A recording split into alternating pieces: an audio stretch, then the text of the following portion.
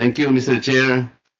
Mr. Secretary, a follow-up to the question of my colleague, Congressman Malapitan. It's about your being an enlisted personnel of the United States Army for several years, and you have been in active military service stationed in Europe from 1992 to 1996.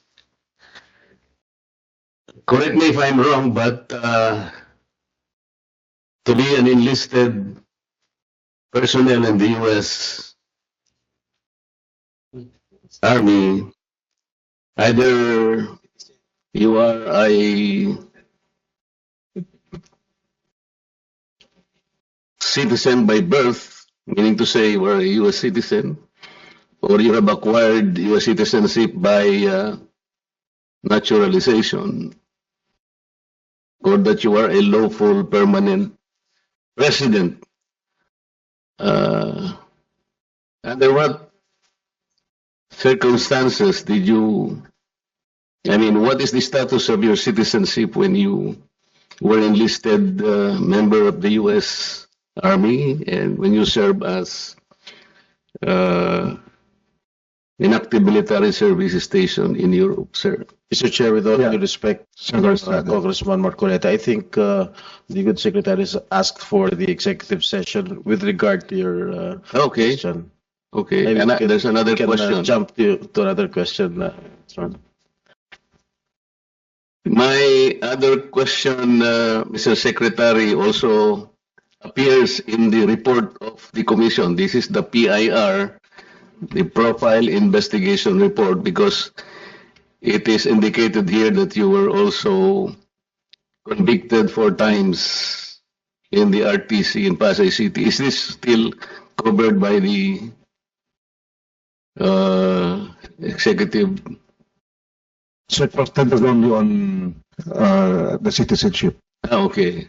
Can I answer that, Your Honor, Mr. Chair? Yes, please, Mr. Secretary.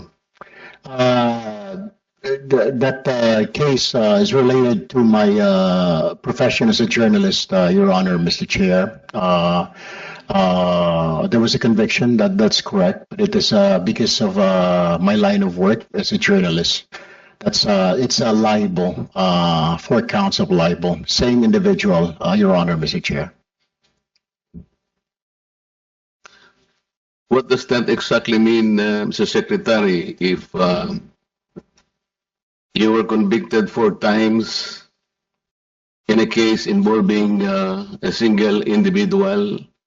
No, it's not for convictions. Actually, it's the count, Your Honor, Mr. Chair, 4 counts of libel that I was convicted by the same individual. I was a columnist and I write a story about the person, about the government official, actually. And I have my sources and I was compelled by the court to divulge my sources, but I did not. So it went all the way up to the Court of Appeals and to the Supreme Court, Your Honor, Mr. Chair.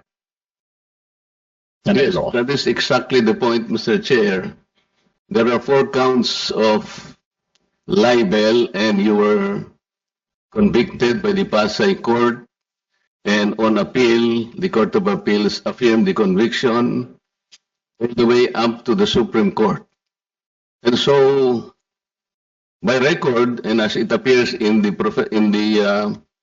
file report, Mr. Secretary, it stands as a fact that you were convicted for counts of libel. Is that correct? Yes, Your Honor. I admit that there was a case, but it was, like I said, in line with my work as a journalist, and it's one of the hazards of the trade, Your Honor, Mr. Chair. Well, of course, you were precisely convicted because of your work. You are a journalist, but that does not change the situation. You can be convicted either way in any other vocation, but the fact stands that there is a conviction. The problem we're trying to press out here, Mr. Chair, is whether or not his conviction will be an issue in the process of confirmation because as the Supreme Court enunciated in several cases, Mr. Chair, libel is an offense that involves moral turpitude. And in some other cases disposed by the Supreme Court, there were certain people who were disqualified from holding positions because they have been convicted of crimes involving moral turpitude. This is the dilemma, Mr. Secretary. Of course, I am in support of your confirmation as Secretary of the SWD, and I believe you have just succeeded in proving to our people that you are qualified. But this is a problem that we need to trace out, Mr. Chair. How do we dispose this dilemma before us? Because it is in the report. I could not have asked you this question, Mr. Secretary, if it did not appear in the report submitted to us by the Commission on Appointments. Mr. Chair, thank you. Majority Leader. Mr. Chair, considering that there was a request and the line of questioning will be tackled within the executive session, since we are a collegial body, we have to tackle this as a group. So may I suggest and reiterate, Mr. Chair, that we proceed for an executive session. So move, Mr. Chair. Okay, there's a motion duly seconded. Mr. Chair. Honorable Escudero. Thank you, Mr. Chair. I do take note of the comments of Congressman Marcoleta. However, I would like to state for the record as well that there are many pending bills both in the House and in the Senate. Naging enlisted personnel ho pala kayo ng ng US Army. 1988 to 1992. Ang tanong ko lang ho, din-announce niyo ba yung inyong Filipino citizenship?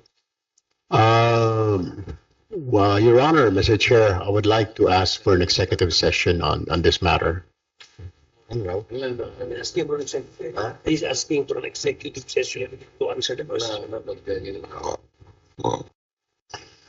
Okay, so may we skip that unless you have other questions, Honorable Malapitan.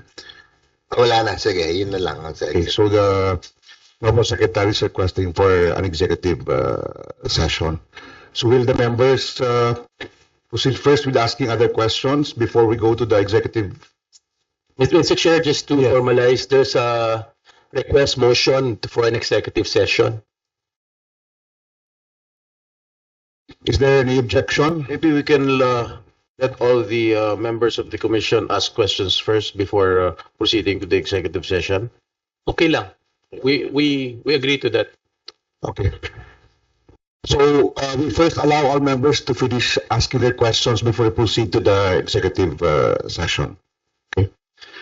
Honorable Marcoleta, you are now recognized to ask questions.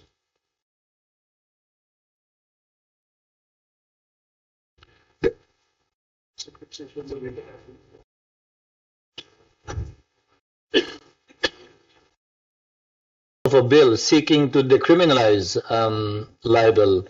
So if this will be taken against the nominee, and later on that bill is approved by Congress, I think it would be prejudicial, to say the least, and unfair if he would be taking that against him.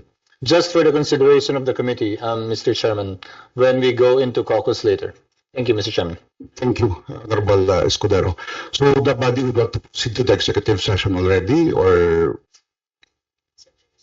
May tanong ako. We still have Senator J.V., Vlad, Senator Estrada, and Senator Cheese who would want to ask questions. So what's the pleasure of the body? Mr. Chair, my question is no relation to the two issues with regards to his case and his citizenship. It is regarding the program of the DSW. Okay, so there's a pending motion which has been duly seconded.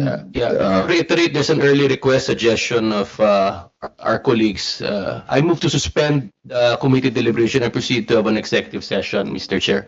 And we can proceed with questioning after. Okay, so there's a motion duly seconded. Any objection? We now have an executive session. Members attending via WebEx platform to please stay on the online meeting room for the executive